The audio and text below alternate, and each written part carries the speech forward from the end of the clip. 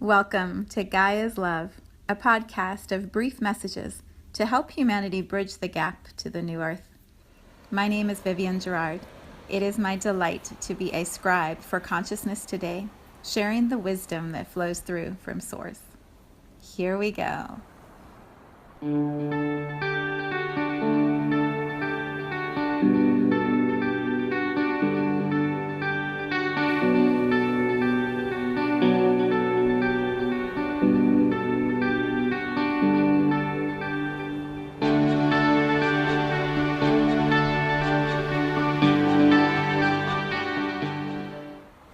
Episode 141.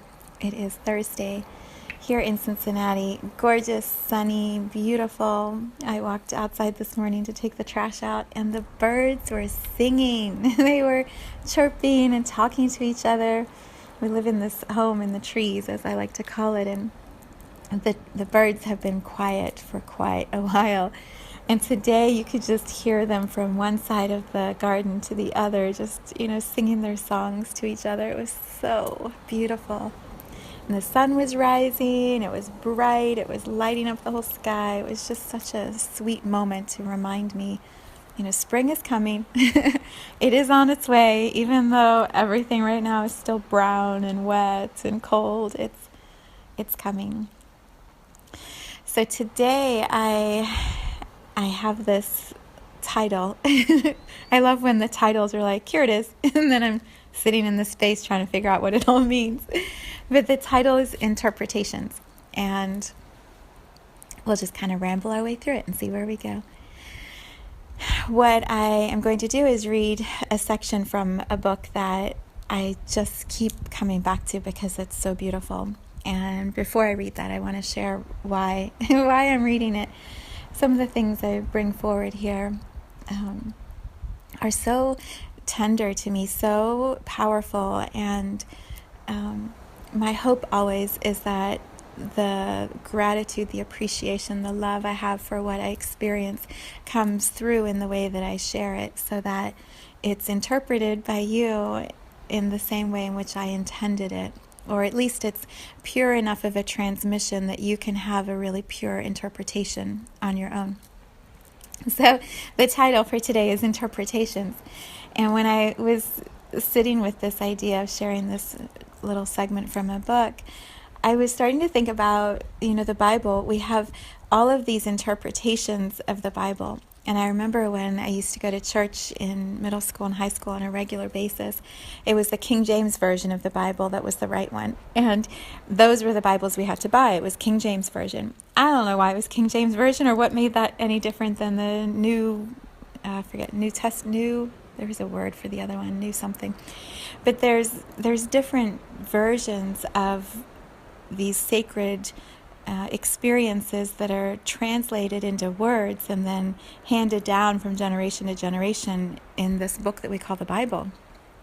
But it's hard to know truly what was the original text, what was the original experience. These interpretations of what man has tried to put words to, and then other men and women have tried to translate and make easier to read and change the language. Well, every time we do that, the interpretation of that original text is changed, is edited. It's no longer exactly the word choice that the original one from the experience who experienced it intended for the word to be. I hope that made sense. When someone is writing, and I'll use myself as an example, when I write, the word choice is so precise. And it's exactly that word that needs to be used, because that word holds a vibration, holds a feeling, holds a translation, an interpretation that only that one word would work for. And so to change that word, if someone were to change something I wrote years from now, to change that one word changes the way with which I intended the energy to come through. The interpretation has now changed because that's not the word choice I used. And so when someone is writing poetry or books or, crafting speeches, you think about some of the speeches the politicians have used, the word choice is critical. It is the soundbite that's going to be put into media and repeated over and over. So the word choice is so, so important. And when those word choices are changed by someone else, the interpretation of all of it changes. So you imagine, here we are in this world where almost everything is documented. There's some record somewhere in video or audio or writing of everything that's happening. So there's limited ability to change the words because it's all documented. But think back to when, for example, the Bible was written. Here are people who have to tediously handwrite their interpretation of an experience, probably days, weeks, months after they actually have it. And it takes so long to write it. And then the person who's reading that writing has to make sure they're interpreting the letters, the symbols, in exactly the way that it was intended. And then the translation from language to language. Think about how funny it is when someone says one word in another language and they don't quite understand how that word is defined. And so they're saying the wrong word. But then the person who's writing down what they are saying writes down the wrong word, thinking it's the right word. It gets so jumbled up. It gets so jumbled up. And so I wonder often, what were the original experiences that are all these stories recorded in all these ancient texts, not only the Bible, all the ancient texts, the ancient writings.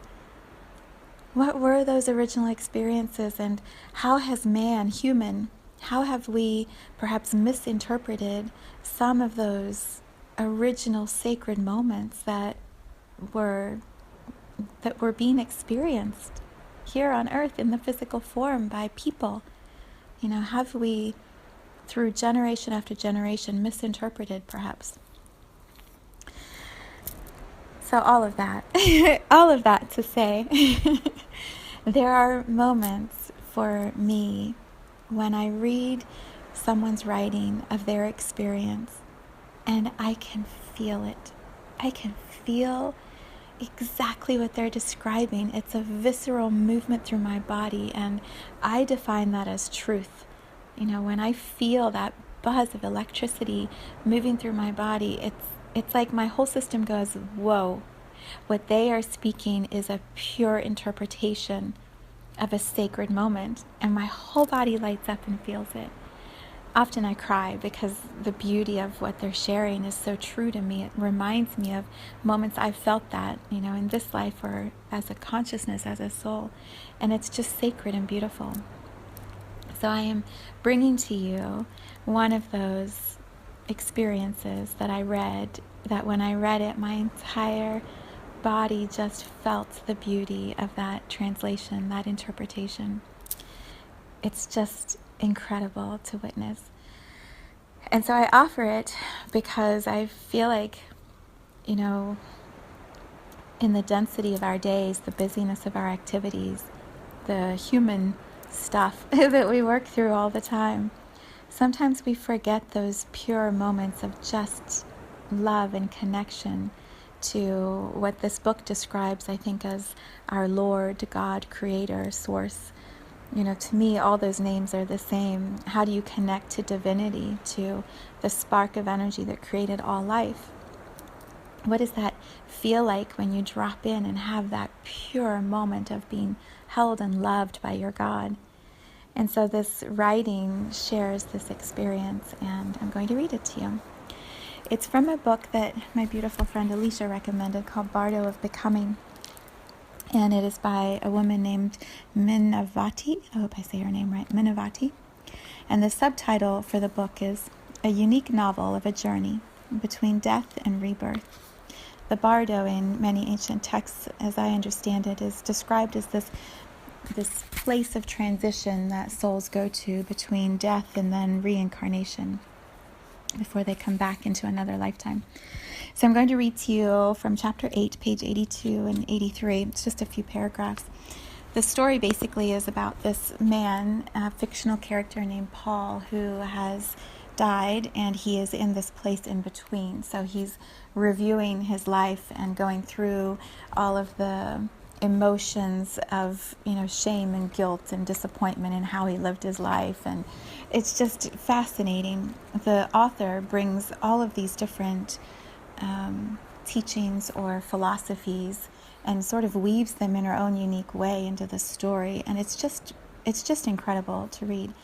But this part is after Paul, the main character, the fictional character. He has been in a place of suffering, and his spirit is just exhausted. And so he is gifted with this moment of time where he is fully present with God, as he describes his Lord. But I'll read it to you.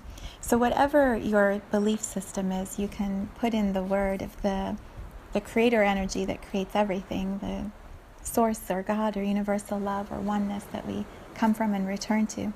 You can put in your own name and have your own interpretation of how this experience is shared. Okay, so here it goes. Paul bathed in the light of the presence, his beloved Lord, his divine Father and Mother. He was on his knees, his hands holding his guru's beautiful, small, sweet-scented feet, his cheek resting on them. In peace and contentment, he wondered how he had come to be here. He had no idea how long he had been with his Lord. Perhaps it was for eternity, and everything else was just a bad dream. He felt that he had never left him, nor had he ever come back to him. He was with him, always. As Paul knelt there, he became aware of his body being sore and bruised. He felt as though it had been stabbed and beaten. He held the feet tighter and moved his cheek to kiss them. The love held him and soothed him like 1,000 arms wrapped around him, rocking him, caressing him. Every part of him felt permeated by its immensity, and in this radiance, the soreness disintegrated as though it had never existed. His Lord was speaking to him in melodious, heavenly sounds. There were no words, but the sounds held their secret, and he understood. In quotes, "Remember, I am with you always. Do not forget that you are with me at all times. There is no separation between you and I. We are one. Whenever you need me, call me, and you will find me. I am seated in your heart constantly. I cannot leave you, as you cannot leave me. Where I am seated, there can be no other.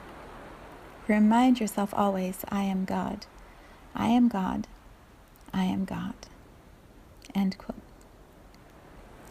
There was a constant display of ephemeral, exquisite, multicolored lights that sparkled and disappeared, only to return again and again. It was all around them. He knew that they were angels. He felt their happiness as they moved dizzily in the atmosphere, intoxicated with bliss. Their joy was infectious, and his heart gurgled like a baby as though being tickled and fondled by divine cherubim. He prayed he was not dreaming. He prayed that this time he was experiencing reality. He prayed that he would never leave this feeling, this place, this beautiful at-one-ment with his Lord. But as the power and the seduction of the thoughts increased, he was already separating. His thinking was already carrying him somewhere else. It's so beautiful. It's such a pure description of being absolutely at peace and at one with the source from where we come. So I offer it to you for your interpretation, and yeah, I leave it there.